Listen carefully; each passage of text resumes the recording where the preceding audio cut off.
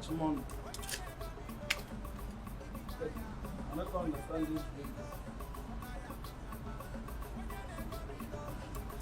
At least in a champagne. Where this movie there now?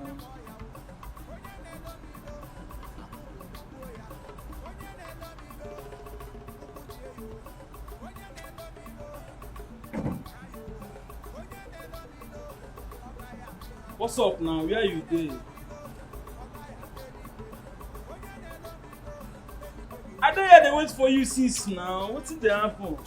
I tell you say na me be wire oh. You dey hear the phone book. Come now. They can't win. What that?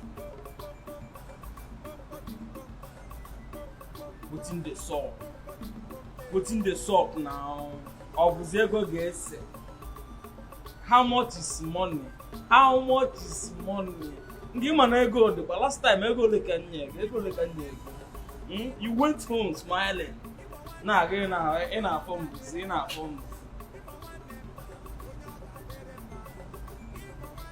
Na eduko bia na keke me wi fe.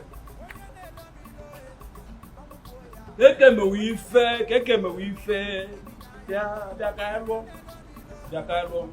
Don't worry, I promise you this time. Yeah? What you got this time, yeah. You got that. Don't worry, I go run out for you. You got that. 150,000 abrego now. 150,000 abrego. Kupu. I go to the says. Ngwa call me keke waya.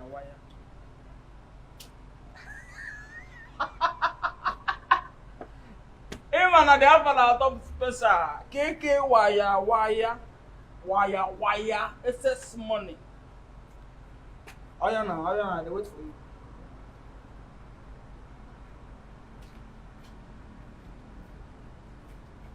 Money sweet, money. Oh no, there are no one like you. About what to look. What can you add? Ufumbranya disse. Acredito chama and one duce. You could take back, I'm she no. What's a catira kokaki? I wash my hand finish, you can't crack up and cannon for foul. Wash your hand, dog. I won't imagine them such a coat. If they wash their hands finish, they go eat in a breakable plate. But I wash my own hands.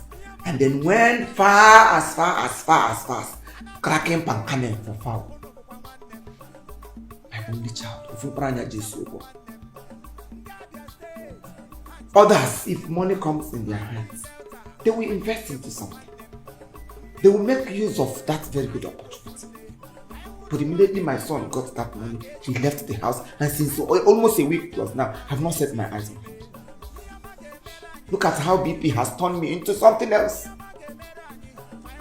Ubana Arielu, Ukwabajisha has disfigured me. Until I went into partial stroke, people will now know that yes, he want me go now. And I come here, he may go. Since ever money entered his hand, this house became hellfire for him. Mom Shinga, I come back water. It's almost a week now. He has not stepped his foot into this compound. I'm going on the phone, he is in my call. There has no command and busy. There's no command, please. But all okay more. Did I ever treat my parents this way? Because in the history of my parents, I never heard that I treated them badly. I did it.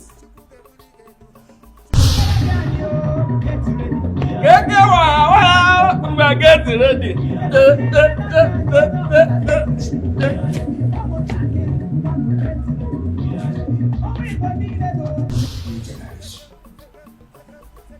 New generation.